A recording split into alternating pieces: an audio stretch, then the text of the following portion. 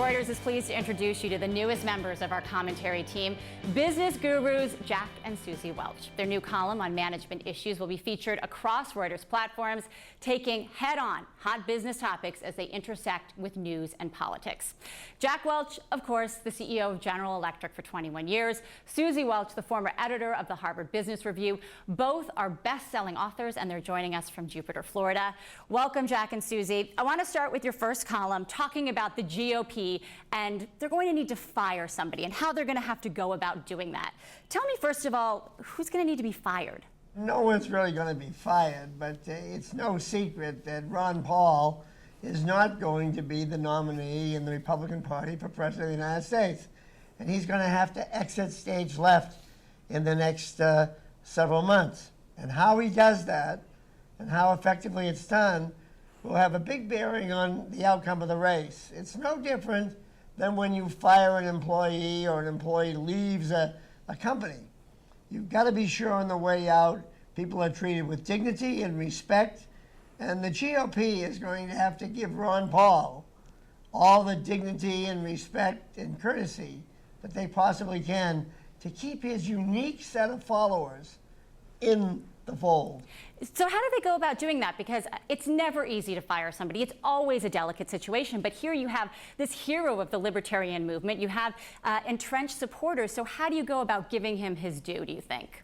It's not just a delicate situation, it's a very emotional situation when you let somebody go. I mean, the analog in business is it's the worst day of your life if you're a leader, to let somebody go. It's painful, you're hurting somebody and you know that, and so you have to have your utmost in empathy in understanding sort of the face saving that's required and the generosity of heart and spirit. And again, when you see that play out with Ron Paul, his followers are passionate in a way that the other candidates' followers are, would probably love some of that passion. And so it has to be handled in a way that you understand the intensity of these followers, and you've got to meet them pretty much where they are. And it's not going to be, you can't give Ron Paul a booby prize or brush him off or say, phew, thank goodness he's gone. He was a little bit of a kook and we're happy he's gone. And so there have to be negotiations between the GOP leadership and him and his people about what would be meaningful to him, what would give him voice, what would give him dignity. So if you can't treat him like a fringe candidate, then what can he get that isn't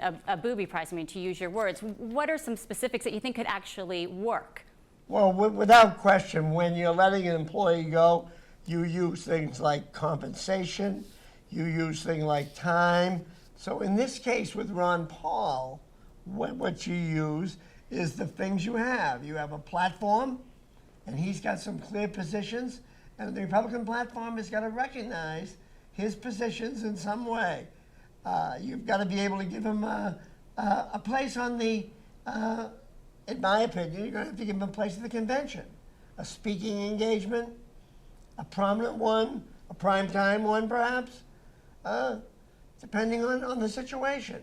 But most importantly, Ron Paul has to be treated as a party elder and not a party outsider. Susie, I'm sure you've seen cases when a firing doesn't go well and it kind of gets botched. I mean, what is the risk here to the GOP if they don't do it correctly? Could this backfire on them? You know, what happens when you fire somebody in a work situation is, for you, you're like, when it's not handled well, it's like, thank goodness they're gone, they're out of my life now, and their pain is just beginning. When your pain, you've been sort of holding your breath for the days leading up to it. What happens is, when you let somebody go, they don't just fade away. They show up very soon, usually right underneath your nose as a distributor or a customer or in some way in your field, and in the worst case scenario, as a competitor with an axe to grind. And so when you don't show somebody generosity and you don't show respect, you're going to live to regret it because they can haunt you for years. Again, this is the same thing with Ron Paul and his followers. If it's not handled right, they will actually, you could see a case where Ron Paul could go out as an outspoken critic of who the nominee is, it's almost hitting the stump and talking to this sort of 15% of the electorate, possibly, these young, vocal, energized, engaged people, right, all four of our children, and really make it a cause for them either to vote for the opposition or not vote at all. And they will haunt the new administration similarly with just being sort of resident critics. That's how it could backfire if it's not handled well. They won't go away. They're not fading away. Ron Paul and his people are not fading away, and so their voices need to be recognized and heard and acknowledged.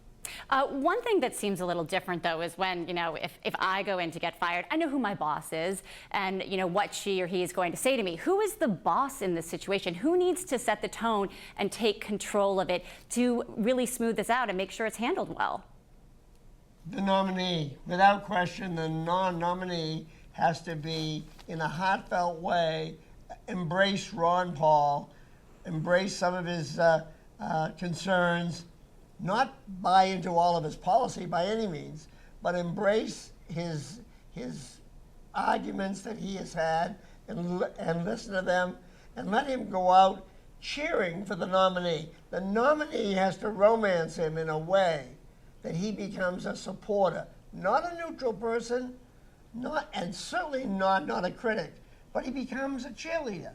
He goes on a morning show, he goes on a Sunday show, and he talks about why he can support the nominee. And the nominee in this case and the GOP in this case have a perfect example of how to do this right from who else but Barack Obama, who handled Hillary Clinton, who was a bitter opponent all the way to the end, and Joe Biden, who was an early loser.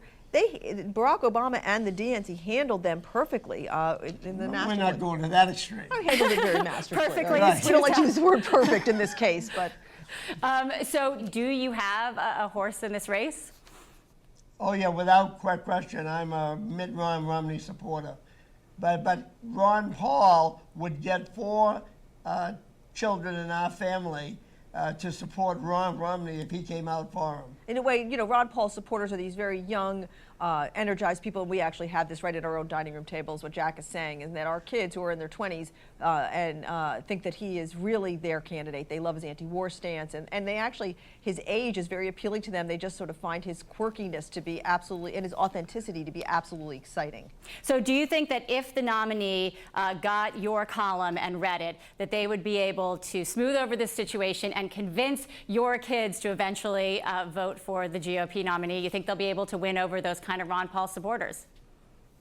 Well, I'm not sure our column will do it, but I hope a smart nominee will do it. By handling Ron Paul the right way, Right and by way. giving Ron Paul voice, that would be it. It wouldn't be it would be what the GOP did. There are 2 words that go with every firing: voice and dignity. And you've got to be sure you give the person who leaves, the person who parts, the person who separates, those 2 things. So if you're in a position today as a person who's a manager looking at this column and thinking about it, and you're going to be letting somebody go, you're out of money, or this person's just not been contributing, again, the words ringing in your ears should be voice and dignity, because the person who's going out the door has got a lot of humanity that you have to acknowledge, but also has the potential to come back and haunt you. All right, well, thank you for sharing your voice with us. We love you as we send you off back into the warm Florida air. Jack and Susie Welch begin their new management column for Reuters today. We'll be looking forward to future columns.